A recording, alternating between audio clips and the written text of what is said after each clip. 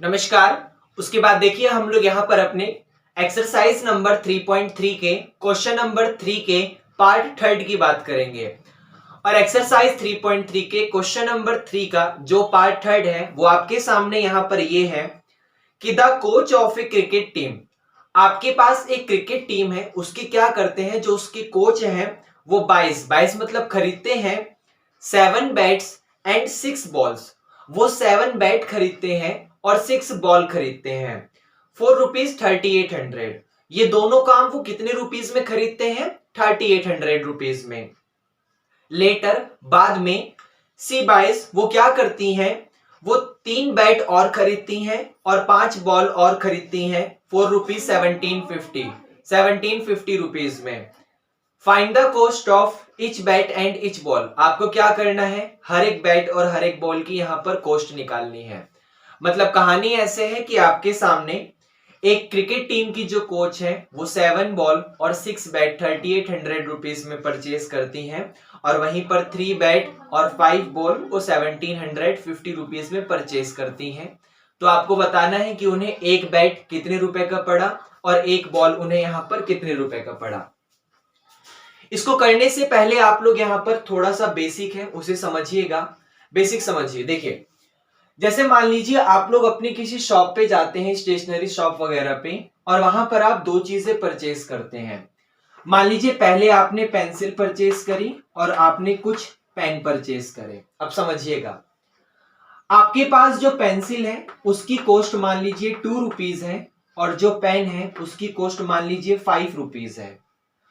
आपने number of items कहने का मतलब है कि कितनी पेंसिल खरीदी है और कितने पेन खरीदे हैं। तो मैंने यहां पर ये लेट करा कि मान लीजिए आपने टोटल यहां पर 10 पेंसिल खरीदी हैं और 5 पेन खरीदे हैं। क्या ये समझ आया? अब एक बात बताओ, अगर एक पेंसिल की कॉस्ट यहाँ पे 2 रुपीज थी तो आपने टोटल 10 पेंसिल परचेज करी है तो उसकी कॉस्ट आपके सामने कितने रुपए हो गई? 2 10 या 20 रुपीज आपके सामने पेंसिल की कॉस्ट हो गई। सेम वैसे ही यहां पर है, आपके पास जो एक पेन है वो 5 रुपीज का है। आपने टोटल कितने पेन खरीदे हैं? 5। तो कितना रुपीज आपने शॉपकीपर को दिया होगा? 5 5 या 25 रुपीज पेन की दिए होंगे और 20 रुपीज आपने यहां पर पेंसिल के दिए होंगे। और टोटल कितने रुपए दिए होंगे? टोटल आपने यहां पर दोनों को प्लस कर दो, 45 रुपीज उस शॉपकीपर को दिए होंगे। कुछ ऐसा हुआ होगा। सेम वही काम यहां पर है। उन्होंने क्या करा, कुछ बैट खरीदे और कुछ बॉल खरीदे। कितने रुपए के खरीदे ये नहीं पता, लेकिन हाँ बैट और बॉल कुछ खरीदे हैं और दुकानदार को टोटल रुपीस देकर आ गए हैं। अब सोचो ये 45 कैसे आया? आप 2 की मल्टीप्लाई 10 में करो, आप 2 की मल्टीप्लाई 10 में करो, 5 की मल्टीप्लाई 5 में करो और दोनों को प्लस कर दो। आपका टोटल जितना भी रुपीस आपने पे करा है वो रिजल्ट आपका आ जाएगा। मतलब आप अपने कॉस्ट में नंबर ऑफ आइटम्स की मल्टीप्लाई करो, कॉस्ट में नंबर ऑफ आइटम की मल्टीप्लाई करो, दोनों को प्लस कर दो, आपके पास टोटल कॉस्ट यहां पर आ जाएगा। जैसे इस क्वेश्चन में आपके सामने सबसे पहले 7 बैट है और 6 बॉल है। अब वो कितने रुपए के हमें एक बैट पड़ा, कितने रुपए की हमें एक बॉल पड़ी, ये हमें नहीं पता। तो मैं यहां पर लेट कर लूंगा कि let cost of each bat, जो हर एक बैट है वो यहां पर मान लीजिए हमें x रुपीस का पड़ता है, और वैसे ही कॉस्ट ऑफ इच बॉल, जो हर एक बॉल है मान लीजिए वो हमें यहां पर y रुपीस का पड़ता है। तो बैट हमारे पास x रुपए का आ गया और बॉल हमारे पास y रुपए का आ गया। अब उसके बाद समझिएगा, आपके सामने ये कॉस्ट आ गई। नंबर ऑफ आइटम्स के लिए क्वेश्चन को देखिए, पहले 7 बैट है और 6 बॉल है। तो आपको क्या करना है, अपने कॉस्ट की मल्टीप्लाई करनी है नंबर ऑफ आइटम्स में। तो फर्स्ट इक्वेशन क्या बन जाएगी कि 7 के साथ x ले लो और 6 के साथ y ले लो, क्योंकि बैट में हमने x लिया है और बॉल में हमने y लिया है। तो 7 बैट है तो बैट में 7 और इधर बैट में x, इसका मतलब 7 के साथ x ले लो और 6 के साथ y ले लो। और टोटल कितना रुपीस हमने पे करा? टोटल हमने यहां पर 3800 रुपीस पे करा। फर्स्ट इक्वेशन हमारे सामने बन गई। सेम ऐसे ही हम लोग क्या करेंगे, अपनी सेकंड इक्वेशन को जनरेट करेंगे। और सेकंड इक्वेशन है हमारे सामने 3 बैट और 5 बॉल्स की। तो बैट के साथ x, इसका मतलब ये आपका यहां पर आ जाएगा 3x प्लस का 5 बॉल्स हैं, इसलिए हम लोग यहां पर बोलेंगे प्लस का 5y। और ये टोटल काम कितने रुपीस में हुआ, 1750 रुपीस में। क्या आपको ये समझ आया? दोनों की दोनों इक्वेशन हमारे सामने बन चुकी है। कैसे बनी है, हम लोगों ने यहां पर अपने कोस्ट की मल्टीप्लाई कर दी नंबर ऑफ आइटम्स में, और हमारे सामने क्या हो गया, टोटल रुपीस जितना भी हमने उस शॉपकीपर को पे करा वो आ गया। तो वही काम यहां पर हुआ, नंबर ऑफ आइटम्स में कोस्ट की मल्टीप्लाई, नंबर ऑफ आइटम में कोस्ट की मल्टीप्लाई, दोनों को प्लस करा, टोटल कोस्ट आ गई। नंबर ऑफ आइटम में कोस्ट की मल्टीप्लाई, नंबर ऑफ आइटम में कोस्ट की मल्टीप्लाई, दोनों को प्लस करा, टोटल यहाँ पे कोस्ट आ गई। तो दोनों इक्वेशन बनी। क्या ये आपको समझ आया? हमें क्या करना है, यहाँ पर अपनी इन दोनों इक्वेशन को सॉल्व करना है। तो हम लोग जो यहाँ पर एक्सरसाइज 3.3 कर रहे हैं उसमें सारे के सारे क्वेश्चन हम बाय सब्स्टिट्यूशन मेथड कर रहे हैं। इसलिए हम लोग यहाँ पर क्या करेंगे, सब्स्टिट्यूशन मेथड आपको याद है ना, कि हम लोग किसी भी एक इक्वेशन में से अपने एक वेरिएबल की वैल्यू निकालते हैं, उठा के दूसरी इक्वेशन में पुट करते हैं। ओके, तो सबसे पहले यहाँ पर ध्यान से समझिएगा। मान लीजिए इसका नाम मैंने यहां पर दिया इक्वेशन नंबर फर्स्ट, और इसका नाम मैंने यहां पर दिया इक्वेशन नंबर सेकंड। तो आपके सामने ये इक्वेशन नंबर फर्स्ट है। एक काम करता हूं, मैं अपने इस इक्वेशन नंबर फर्स्ट में से x की वैल्यू निकालता हूं। तो x की वैल्यू मेरे पास आ जाएगी, देखो ये कैसे निकलेगा, आप 6y को उधर ले जाओ तो 3800 आपका एज इट इज रह जाएगा। ये प्लस का 6y इधर आके आपका माइनस हो गया, और ये जो 7 यहां मल्टीप्लाई में था ये इधर आके आपका डिवाइड में हो गया। ये आपको समझ आया? ये हमारे सामने कंडीशन नंबर थर्ड आ गई। अब इस कंडीशन नंबर थर्ड को हम लोग क्या करेंगे, यहां से उठाएंगे और यहां सेकंड वाली इक्वेशन में ले जाके जहां जहां हमें x मिलेगा वहां वहां पे हम लोग अपना ये वाला रिजल्ट पुट कर देंगे। क्या आपको ये समझ आया? तो ये रिजल्ट आपका हो जाएगा 3 के साथ, ध्यान से देखिए वहां पे x लिखा हुआ है, और आप x की जगह क्या पुट करेंगे, 3800 माइनस का 6y डिवाइड बाय 7 प्लस का वो वाला 5y जिसके नीचे कुछ नहीं लिखा तो आप 1 लेट कर लो, और इज इक्वल टू 1750। क्या आपको ये समझ आया? अब इसको थोड़ा सा सॉल्व करना है, तो सॉल्व करने के लिए क्या करोगे, 3 की मल्टीप्लाई अंदर कर दो। तो ये हो गया आपका 3 0 मा 0, फिर 3 0 मा 0, फिर 3 8 जा 24 का 4, कैरी आपका 2 आ गया, 3 3 जा 9, 9 में 2 करोगे तो आपका यहाँ पर 11 आ गया, माइनस का 3 की मल्टीप्लाई 6y में करोगे तो 3 6 जा 18y आ गया, डिवाइड में आपका यहाँ पर अभी 7 लिखा हुआ है, और ये प्लस का आपका 5y, और इज इक्वल टू में आपका 1750। 5y के नीचे कुछ नहीं है तो 1 मान लो। अब 7 और 1 का एलसीएम लो, तो 7 और 1 का एलसीएम आपको यहां पर 7 मिलेगा। 7 से 7 कैंसिल हो गया तो सिर्फ न्यूमरेटर बचा 11400 माइनस का 18y, और यहां पर प्लस का 7 की मल्टीप्लाई 5 में होगी, क्योंकि आप 7 को 1 से डिवाइड करोगे 7 आएगा, उस 7 की मल्टीप्लाई 5 में करोगे तो 35 हो जाएगा।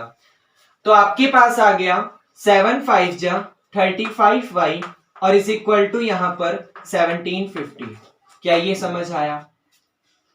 अब ये जो आपका 7 डिवाइड में है वो उधर जाके मल्टीप्लाई में हो जाएगा, तो रिजल्ट आ जाएगा आपके पास 11,400। फिर यहां पर 35 में से 18 जाएगा तो कितना बचेगा आपके पास, 35 में से 18 माइनस करो, देखो कितना आता है आपके पास, तो 15 में से 8 गया तो 7 बचेगा। मेरे को समझाने की जरूरत नहीं है लेकिन आपको फिर भी आना चाहिए।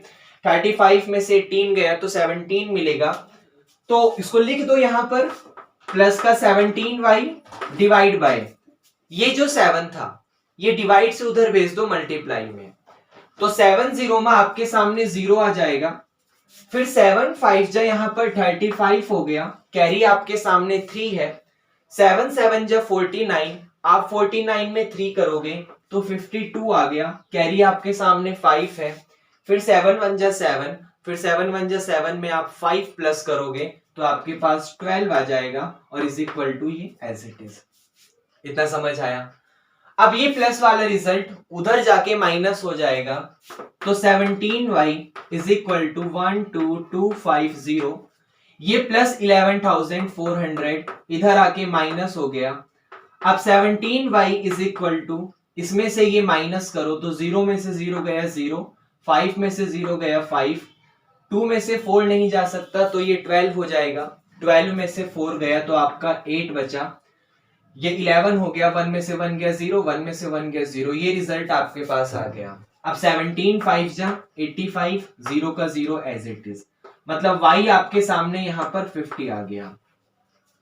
अब इसी y इज इक्वल टू 50 को उठाओ और यहां पर पुट कर दो, आपके सामने x भी आ जाएगा। जैसे देखो कंडीशन नंबर थर्ड में इसको लिख देना, put y is equal to 50 in condition number third, तो ये आपके पास हो जाएगा x is equal to 3800 minus का 6 की आप मल्टीप्लाई करोगे, किसमें मल्टीप्लाई करोगे? 50 में, तो 6 5 जा आपके पास 30 होता है और ये पीछे से 0 एज इट इज आ जाएगा, और डिवाइड बाय ये वाला आपका 7 आ गया। अब 3800 में से 300 माइनस करोगे तो 3500 बचेगा और डिवाइड बाय आपके पास 7 आ गया। अब 7 5 जा 35 होता है और 7 0 का 0, 0 का 0, मतलब x आपके पास 500 आ गया, y आपके पास 50 आ गया। x का मतलब क्या था? कॉस्ट ऑफ बैट, तो जो बैट है उसकी कॉस्ट 500 रुपीज है और जो आपके सामने बॉल है उसकी बॉल की जो कॉस्ट है वो यहाँ पर 50 रुपीज की है। और यही हमारा क्वेश्चन नंबर 3 का पार्ट थर्ड था। क्या आपको ये समझ आया?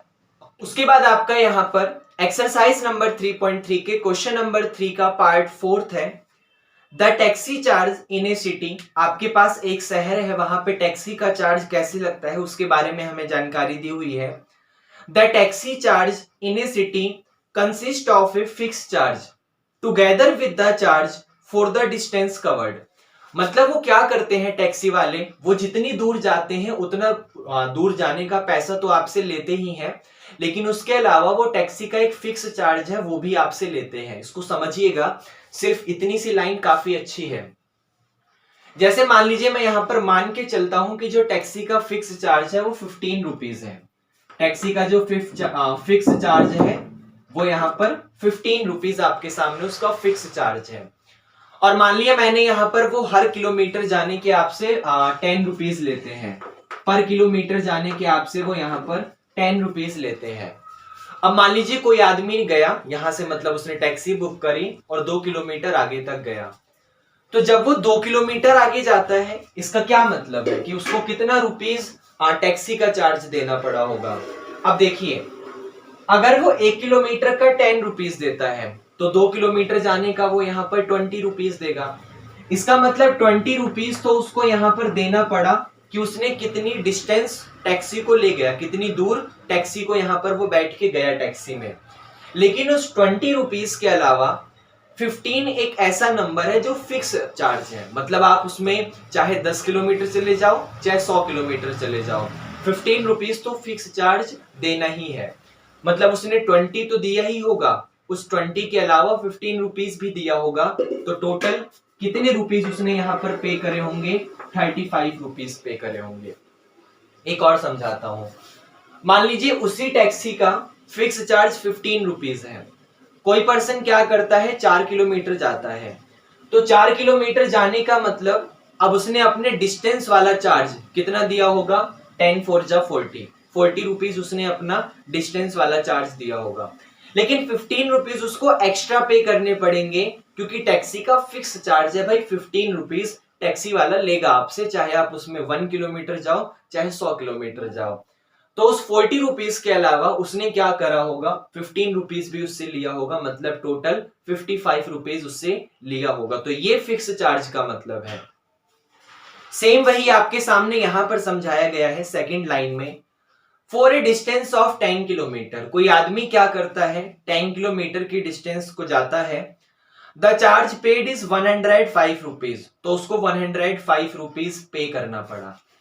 अब यहां पर मुझे ये नहीं पता कि टैक्सी वाला क्या करता है, फिक्स चार्ज के कितने रुपीज लेता है और अपना डिस्टेंस का कितने रुपीज लेता है, ये मुझे नहीं पता। तो मैं काम करता हूं, मैं लेट करता हूं कि जो उसका फिक्स चार्ज है, मतलब जितने रुपीज वो लेगा, जो उसका फिक्स चार्ज है वो x रुपीज है, और उसकी जो डिस्टेंस पर किलोमीटर का चार्ज है, डिस्टेंस पर किलोमीटर का जो चार्ज है वो यहाँ पर y रुपीज है। वो अपने डिस्टेंस जाने के y रुपीज लेता है और फिक्स चार्ज x तो लेता ही है, चाहे जाओ चाहे देख के छोड़ दो टैक्सी को। ये समझ आया। अब वो आदमी क्या करता है, स्टार्टिंग में 10 किलोमीटर जाता है और 105 रुपीज देता है। तो सोचो 10 किलोमीटर गया, इसका मतलब जैसे मान लो 1 किलोमीटर जाने का 5 रुपीज चार्ज है, तो 10 किलोमीटर जाने का 50 रुपीज चार्ज लगा होगा। मतलब आपने डिस्टेंस की मल्टीप्लाई कर दी उसके कॉस्ट में, तो आप वैसे यहां पर 10 की मल्टीप्लाई कर दो उसकी कॉस्ट y में। क्या ये समझ आया? उसने इतना रुपीज तो दिया ही होगा, लेकिन इसके अलावा वो टैक्सी वाले क्या करते हैं, फिक्स चार्ज भी आपसे लेते हैं। अब उस आदमी ने उस टैक्सी वाले को 105 रुपीज दिया, तो ये 105 कैसे दिया होगा? उसने अपना कुछ ना कुछ यहाँ पर डिस्टेंस का चार्ज दिया होगा, और उस डिस्टेंस के चार्ज के अलावा एक फिक्स चार्ज भी उस टैक्सी वाले को दिया होगा। टोटल मिला के आपका यहाँ पर 105 रुपीज हो गया। तो ये तो डिस्टेंस वाला चार्ज है, इसके अलावा उसने फिक्स चार्ज भी दिया, मतलब इसी चार्ज में आप x को प्लस कर दो, और जब आप x को 10y में प्लस कर दोगे तो उसका पहला कॉस्ट 105 रुपीज जो वो कहना चाह रहा है वो आपका आ जाएगा। जैसे अभी मैंने यहां पर करा था कि मान लीजिए टैक्सी का कॉस्ट 10 रुपीज है, कोई आदमी 4 किलोमीटर जाता है, तो 10 4 जा 40 रुपीज उसने यहाँ के दिए होंगे। 50 रुपीज याद करिए मैंने लिखा था वो फिक्स चार्ज के देगा, तो दोनों को प्लस कर दो, इसका मतलब उसने 55 रुपीज उसको पे करा होगा। तो सेम वही यहां पर भी है, 10 4 जा 40 प्लस का 15, मतलब मल्टीप्लाई फिर फिक्स चार्ज, मल्टीप्लाई फिर फिक्स चार्ज, टोटल कॉस्ट आपके सामने आ जाएगी।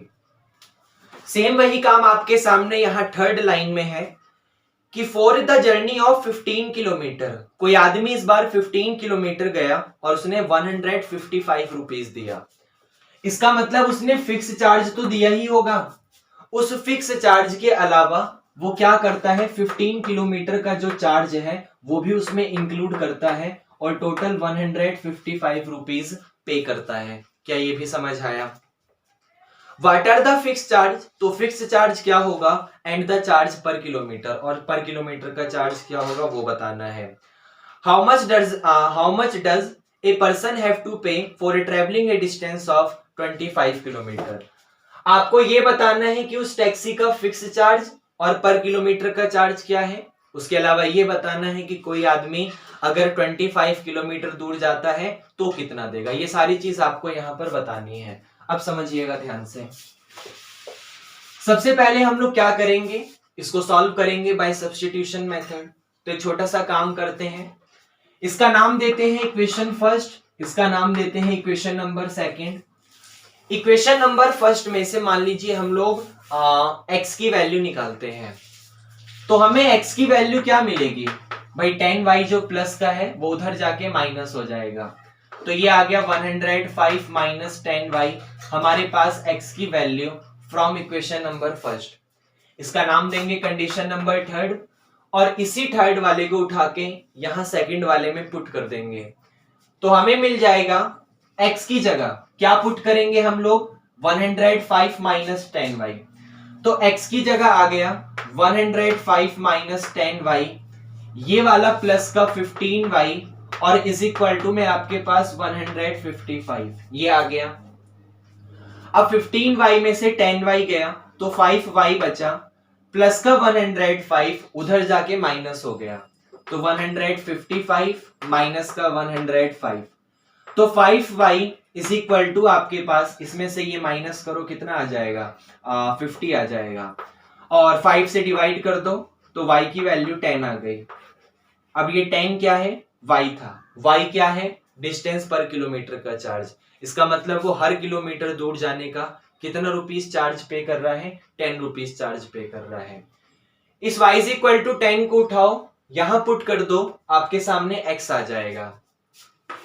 तो x इज इक्वल टू आ गया 105 माइनस का 10 के साथ y, और y की जगह क्या पुट करोगे, ये वाला 10।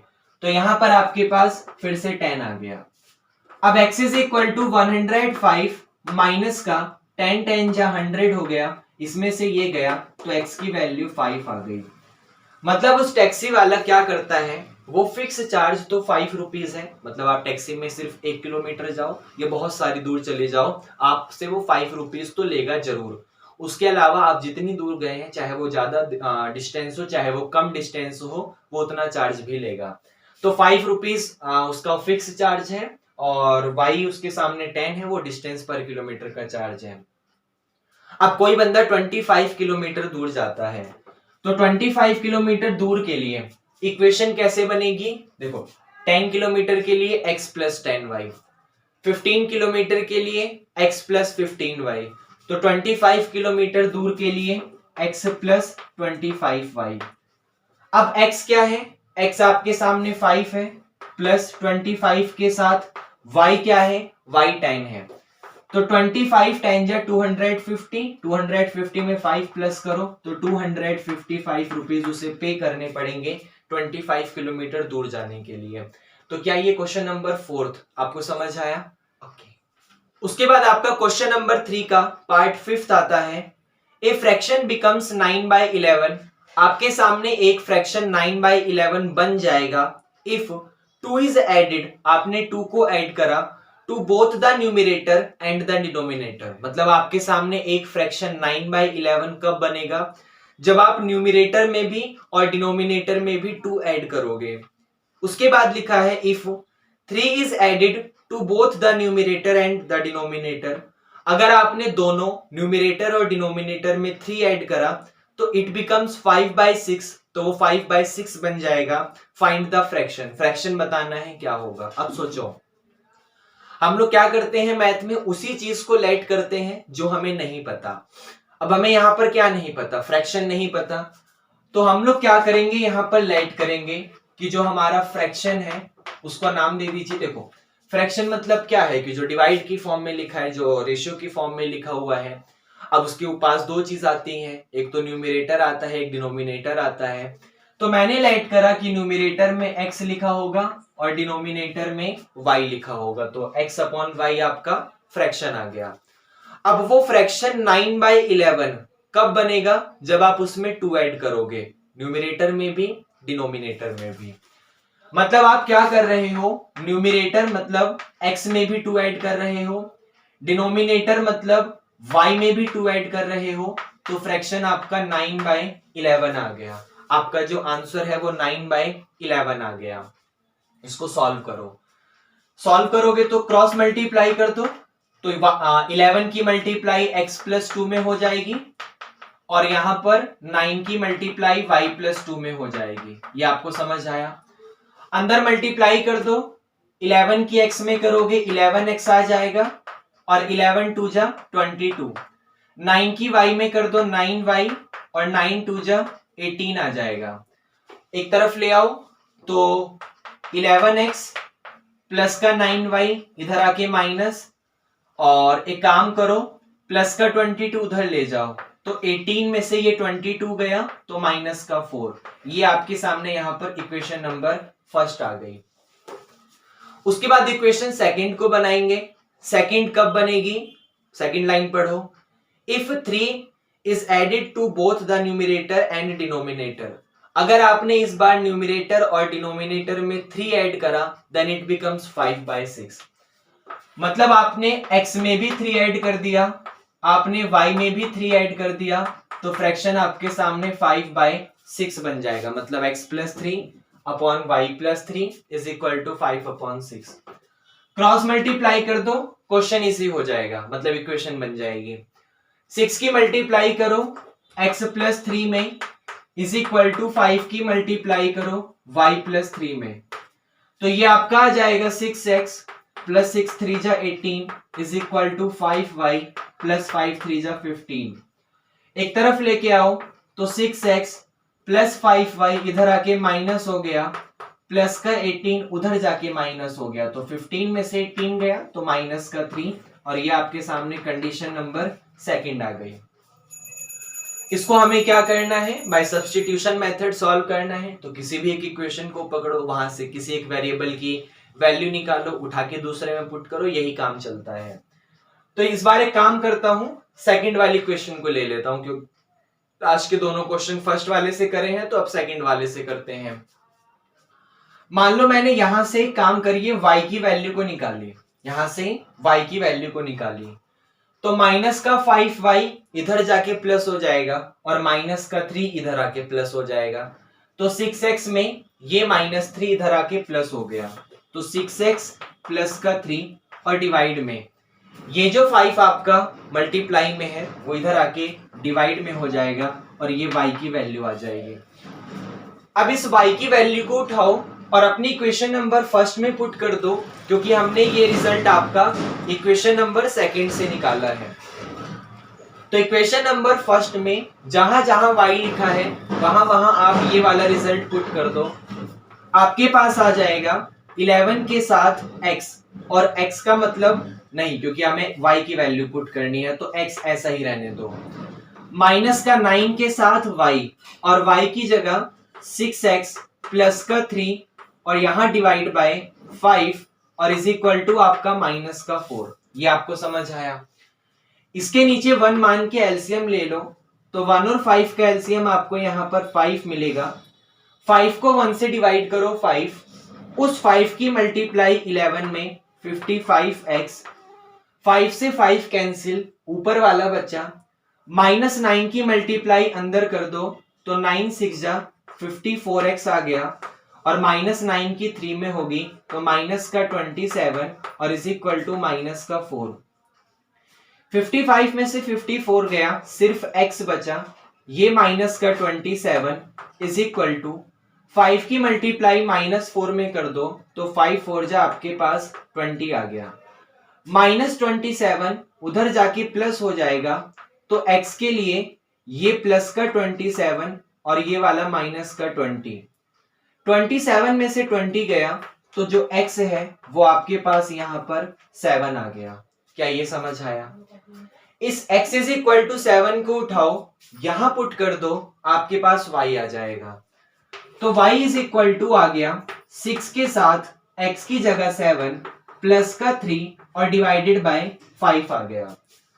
अब ये 6 7 जा 42 हो जाएगा, तो y is equal to 42 plus 3 और डिवाइडेड बाय 5 आ गया। 42 में 3 प्लस करो तो 45 बाय 5, जिसका मतलब y आपके पास 9 आ गया और x आपके पास 7 आ गया। तो हमें तो फ्रैक्शन निकालना है, तो x को यहां पुट करो, y को यहां पुट करो, मतलब x 7 y 9, तो फ्रैक्शन आपका आ गया 7/9, और यही आपका आंसर है।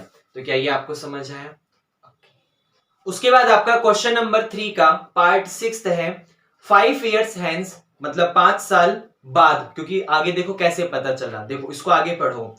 द एज ऑफ जैकब, जो जैकब है उसकी एज विल बी, विल का मतलब है वो फ्यूचर की बात कर रहा है, इसका मतलब उसने जो 5 year hence लिखा है वो फ्यूचर की बात कर रहा है, वो आज से 5 साल बाद की बात कर रहा है।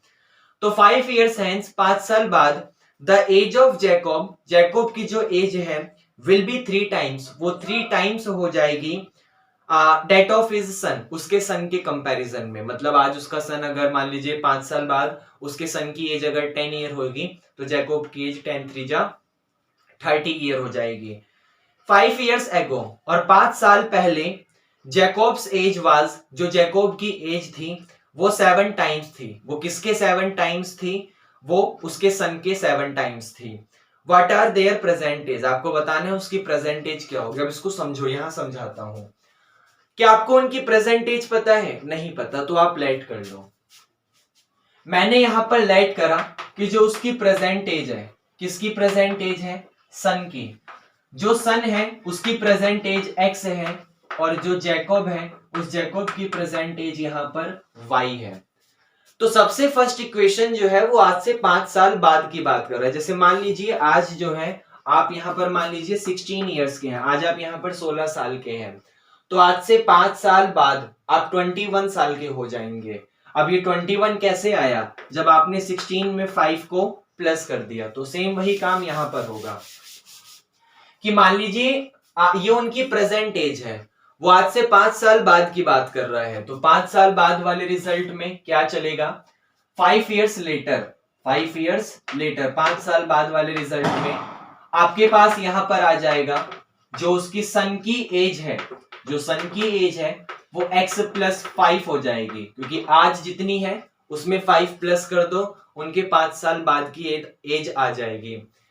जो जैकोब है वो आज y साल का है, तो आज से जो 5 साल बाद होगा वो यहाँ पर y प्लस 5 साल का हो जाएगा।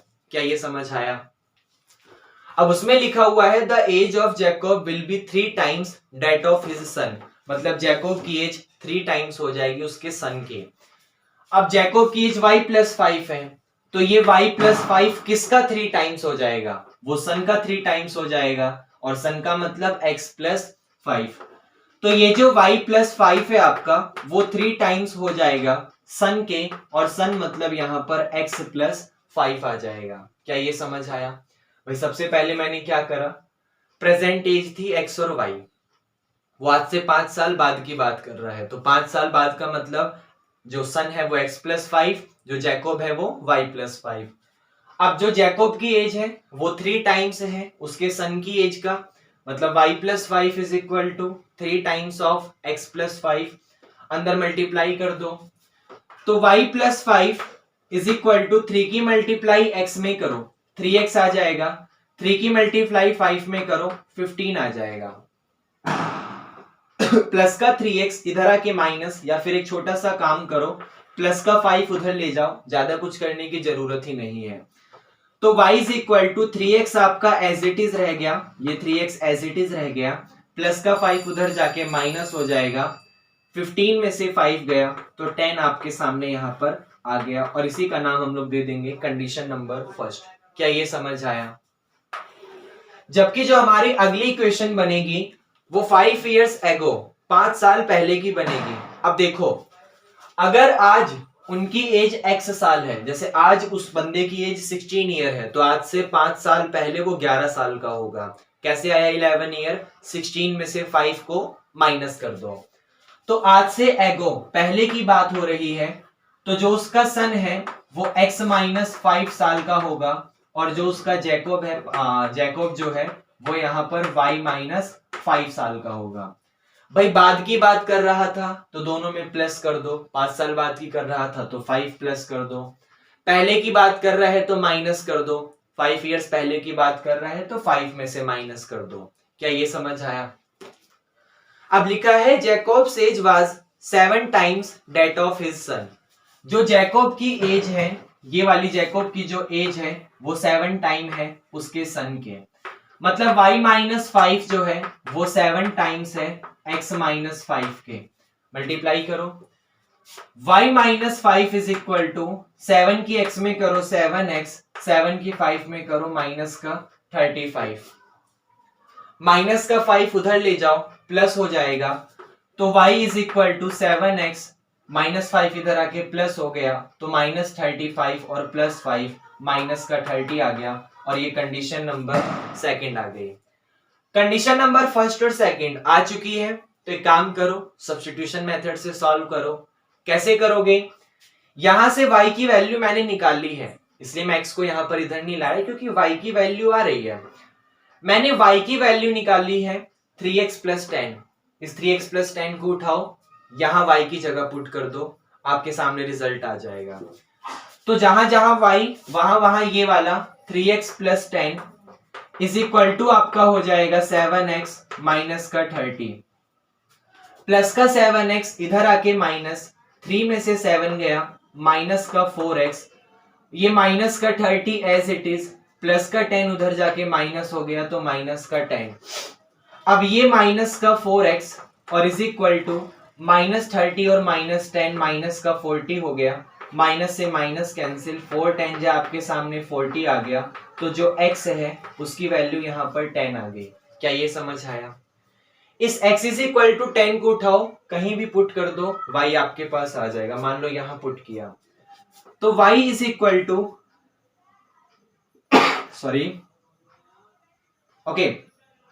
x इज इक्वल टू 10 को उठा के यहां पुट करा तो y is equal to 3 into में 10 और प्लस का 10 आ गया, और 10 3 जा 30, 30 में 10 प्लस करोगे तो y आपके पास यहाँ पर 40 आ गया। मतलब जो जैकब है वो आज यहाँ पर 40 साल का है, और जो उसका सन है वो आज यहाँ पर 10 साल का है। तो क्या ये क्वेश्चन भी आपको समझ आया? और इसी के साथ हमारी एक्सरसाइज 3.3 फिनिश होती है।